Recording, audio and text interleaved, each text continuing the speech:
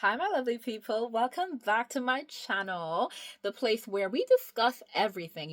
We do commentaries, we do book reviews, we talk on book news, and the latest book is drama because there just seems to be drama at all given points in time, and where we really just love on books, but we also drag them with love. Okay, so today I'm not just stepping on toes, I'm stepping on entire tropes, baby, barefoot with rage, because we are talking today about which book tropes need to die. Like, enough, okay? Not retire, not be gently phased out. I mean, tied to a rocket ship and launched into the sun to explode in a glorious ball of fire. That's what I mean, okay?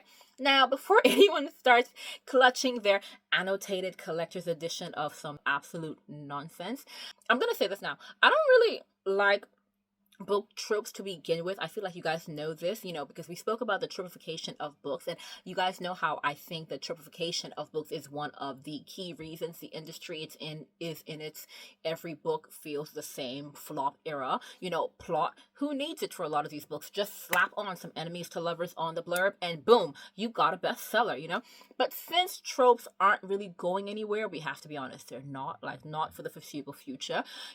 Like the literary glitter stuck to the carpet, I figured let's at least discuss which ones need to be banned forever. So you guys know I love to kind of do these segments. I don't do them too often, but just like a joke video, because we need to be able to joke every now and then, like have some fun, okay? So yeah, grab your snacks, grab your pitchforks as well. Let's get into it because, baby, I'm coming in strong, okay? First and foremost, the miscommunication trope.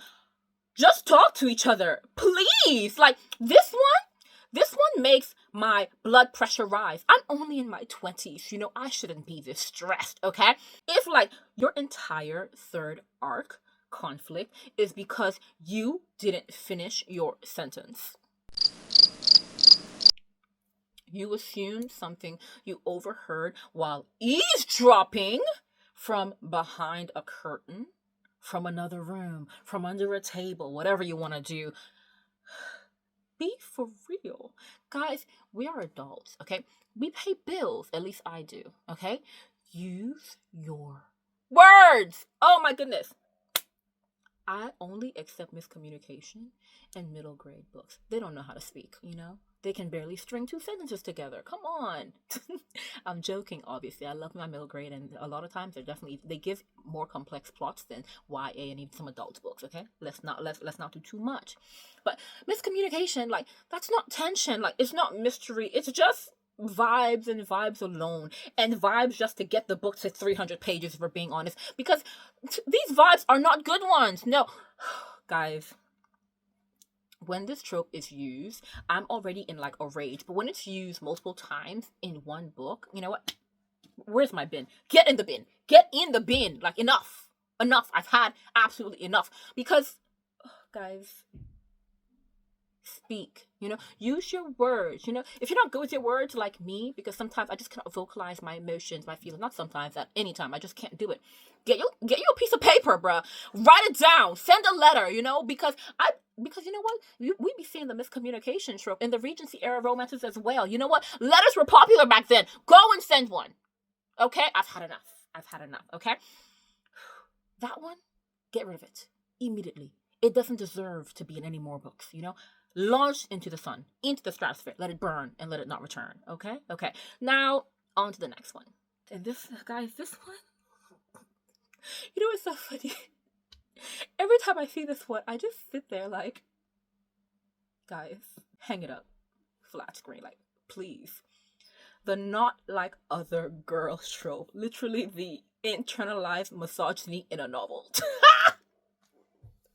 Guys, if I have to read one more main character who's special because she reads and she doesn't wear dresses, and she dresses like the guys, and this and that, while the other girls, let me check my notes, okay? Wear makeup.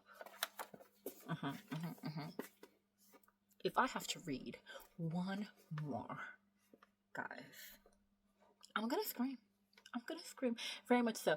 I think where the internalized misogyny comes from is the fact that it's always the same thing. I don't wear makeup. Now, guys, I usually don't wear makeup as a person, but I wear makeup when I'm going out to a dinner, to an event, when I know I'm gonna take some pictures and wear a cute dress. When I'm going on a holiday, makeup is always on. I don't wear makeup day to day because I won't even lie. I just don't like the process of having to come home late at night, wash my face, because I'm like, that's long and I really kind of just want to sleep, you know? So yeah, sometimes it's very much lazy. I won't even lie, personally. So when you're not like other girls because you don't wear dresses and you wear Converse and you don't wear makeup, you're just like all the other guys instead, it just makes you want to scream. Being feminine is not a character flaw. It's not a character flaw. Liking dresses doesn't make you basic. Dresses are so cute. Please. And this is coming from a girl who's always in denim. And once again, it's a case of comfort. But you know what? I love me a good dress because it's super cute. Like, bruh, look at my travel photos. I'm in a dress half the time. Look at most times when I go out. I'm in a dress half the time. When I'm ready to look cute, please, I appreciate it. I appreciate it so much because I know I'm looking like a fine, fine babe. And that's not a character flaw that I want to look cute, that I want to be feminine. Like, that I want to highlight my best features. Where is the flaw in that? Like, please miss me with the BS, okay? You are not an onion because you like books. Yeah, look at all the layers, of me reading. And I remember when there was this booktok aesthetic of being a reader where people started reading because of the aesthetic, the reader girl, like reading became an aesthetic and people were picking up books simply to have that reader girl aesthetic, that dark academia aesthetic, just the academia aesthetic on a whole, because it made them mysterious, and all cool. Girl, you are not mysterious because you hate pink. You can hate pink, that's a preference. Some people just don't like the color because it doesn't flatter them. Some people just don't like it. It doesn't make you mysterious. It doesn't make you like this, this otherworldly creature who's not like other girls. Like, we are in 25. Please, let's all heal. Please, I beg. If you can't do it on your own, seek therapy. I'm so sorry. The not like other girls trope needs to die. Like, kill it. Kill it dead. It needs to go. Okay? Now, the next trope that I just don't think we should give a chance because people can't write it correctly. Okay, I don't think this trope is bad. I just think I've seen so many instances of people not being able to write correctly, and so I've given up hope for it. And that's, don't shoot me, don't shoot me, don't shoot me. Enemies to lovers, because there are two instances of this where I'm just like, you people just can't write. Okay, enemies to lovers, but it's just bullying, And the second one is enemies to lovers, but it's just mild inconvenience, guys. Listen, I love enemies to lovers when it's done well, okay? I think when it's two people on opposite sides of a war, battling for the same throne, or literally trying to kill each other, as in you flung a knife and it barely missed, like, oh, I almost got his throat, and you were screaming for joy that you almost got him, and you were in agony that he was still alive, that every fiber of your being cannot stand the fact that this person can take another breath of air. Enemies, like, just their existence itself drives you to insanity, I love that. I love that, trying to kill each other up while also trying not to kiss because, you have to admit that the man is fine or that the girl is a babe. True enemies to lovers, like stab, stab, stab, stabby, stab, stabby. Enemies, guys, enemies. Do we not know what that word means? That word denotes hate, not dislike. It's dislike in its purest form. Hate. Yeah, hate. Say it with me. Hate. Okay? That enemies to lovers, I'm gonna eat that one up, okay? But if he's just rude in like a sexy way, like in a way that's even close to flirting, girl, that's not an enemy. That is just a walking red flag. Like, girl, Do better. Like, stand up. No. See, if she rolls her eyes at, the guy's jokes and suddenly they're sworn rivals, babe, that's just someone you don't vibe with. Like, be for real. I beg. Like, when did we start calling this enemies to lovers? That's why, when we have rivals to lovers, I can appreciate that. Academic rivals, like he's always at the top of the class, he's always one-upping me. I can get with that. I can understand that, because you people are the same individuals. You guys have the same interests. You guys are just fighting for the top spot. You guys are the same person. Get together. You're rivals to lovers. I can get that, okay? Enemies to lovers, where's the enemy? Where is the enemy? There has to be actual tension and hateful tension. I keep having to remind you guys of that. Hateful tension, I will accept, less than hate, but it has to be strong dislike, not I didn't like how he looked at me during chemistry lab. Please, jail.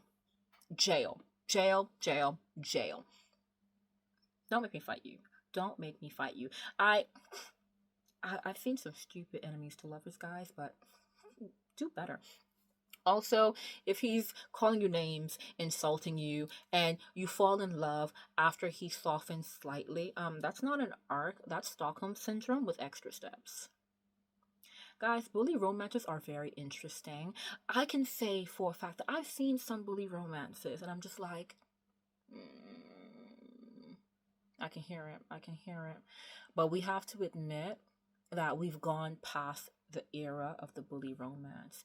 I feel like as a lot of us were in our teens, or we were very, very young when a lot of the bully romances came out, we were a bit dumb, right? And I remember I did that video on why toxic romances in books are grabbing us and we love them.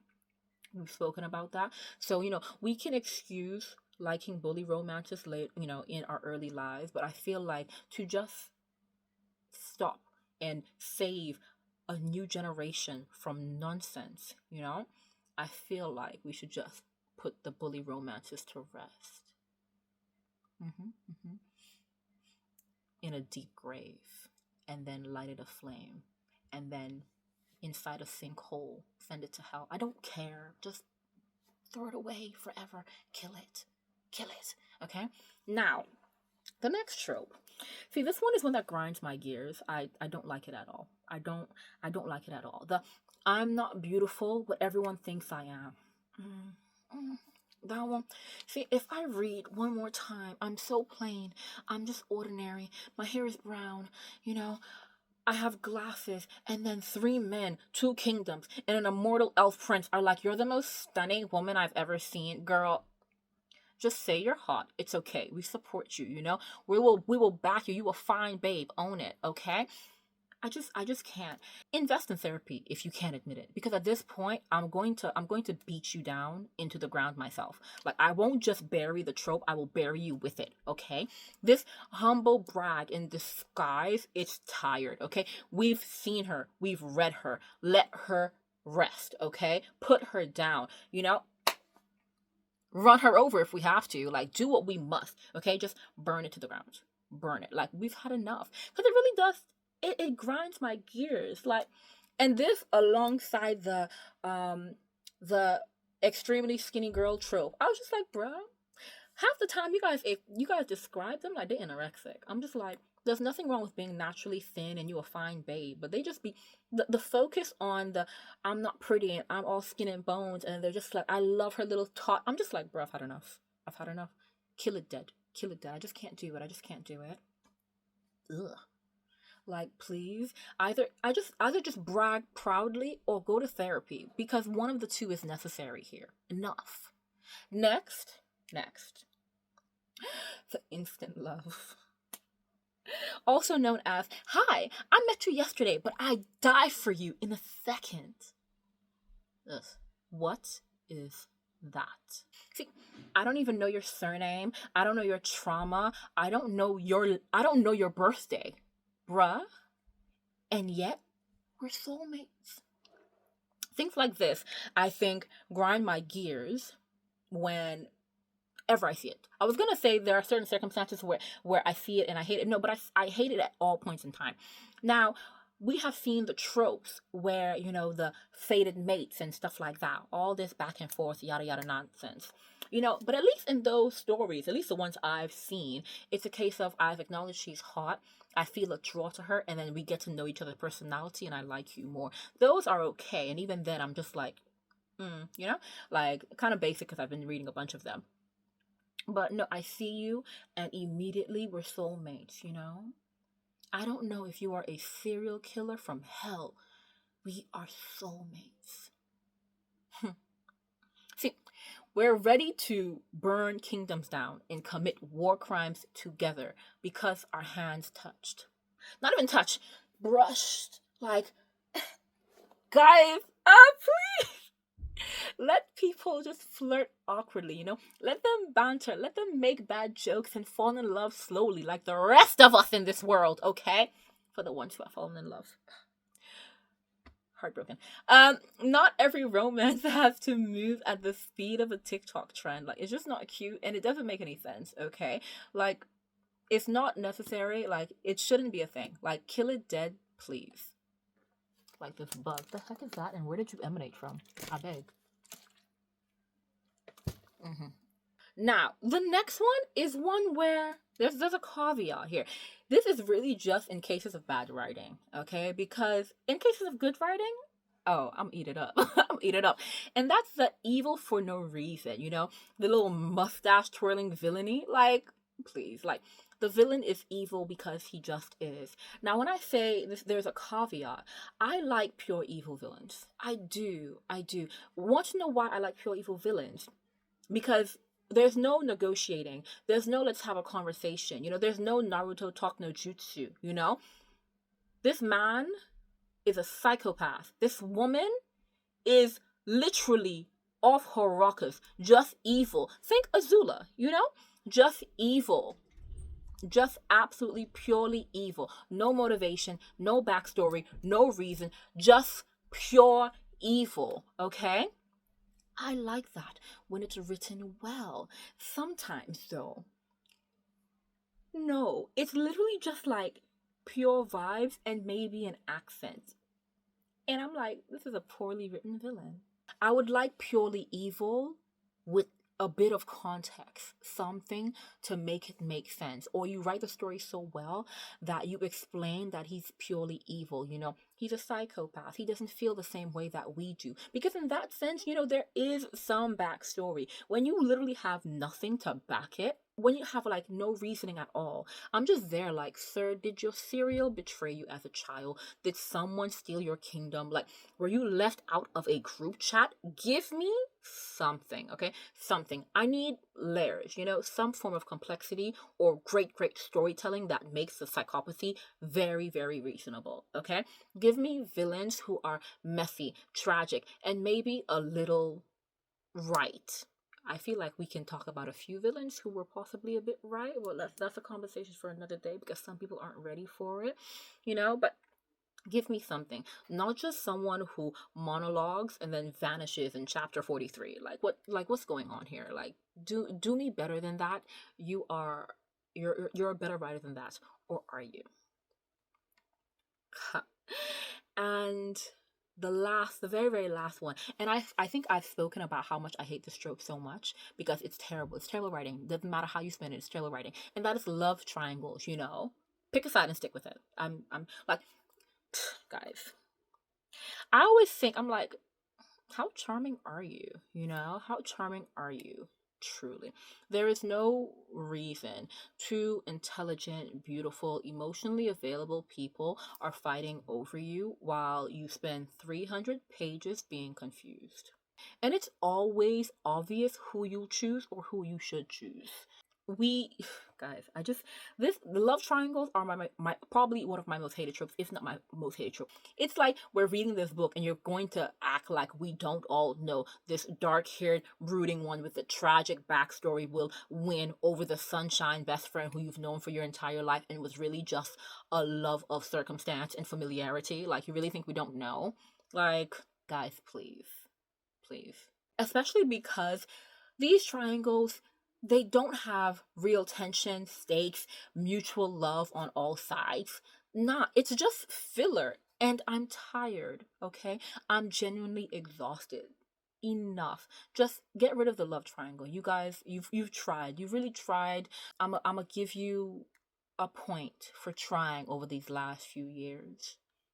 That's it. That's all I'm giving you, a point. Give it up. Throw it away. Bin, trash, fire, all of it. We have to get rid of it, please. And I want to give you guys some honorable mentions as well. Some things that, definitely could make the list if they keep pissing me off. But for now, I'm gonna give it a chance still, They still deserve the fire pit, but I'm gonna give it a chance, okay? The I'm clumsy and therefore relatable. No, you just need to look at where you're going. This is a trope that was in a book that I read. And I was just like, oh God. Like, why is that? Like, why are you relatable because of that?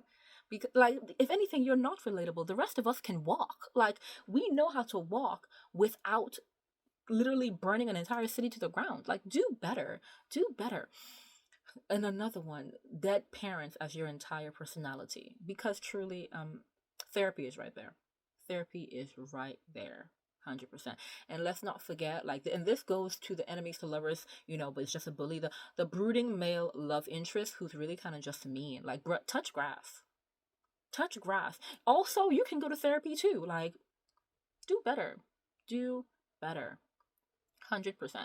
And lastly, I think this is probably the one where I'm like, I can probably give you a chance. I can give you a chance because, and that is villain redeemed by love. And that's because I'll give it a chance because I believe in the redeeming power of love. 100%. Yes. But you see, again, it's a writing problem. It's how it's written. It's always written poorly. Like, the way that they get redeemed happens in 2 pages. And I'm like, bruh, where's the build-up? After all that tension and after all the chaos he's caused, you want to give me 2 pages of, oh, love? Absolutely not. No. He needs to go to prison. He needs to go to prison. We're not forgiving him like that. If you're only going to give me 2 pages, he needs prison, not a girlfriend. Do better. Do better, yeah. But yeah, that's it. Some of the tropes that I personally think should be publicly trialed for crimes against fiction, and should never be given a chance again. And obviously some ones that maybe can be given a chance, maybe. But honestly, I don't think I'll give too much chances, genuinely. But yeah, let me know. Did I drag your fave? Oops, my bad. Sorry. I'm sticking with what I said, 100%. Are there any tropes that you believe deserve to be in the running for trash, sun, burn? Like, let me know. Like, what do you think? I want to know. Are you currently clutching your pearls with your annotated enemies to lovers deluxe edition with tears in your eyes? I mean, it's okay. I still love you.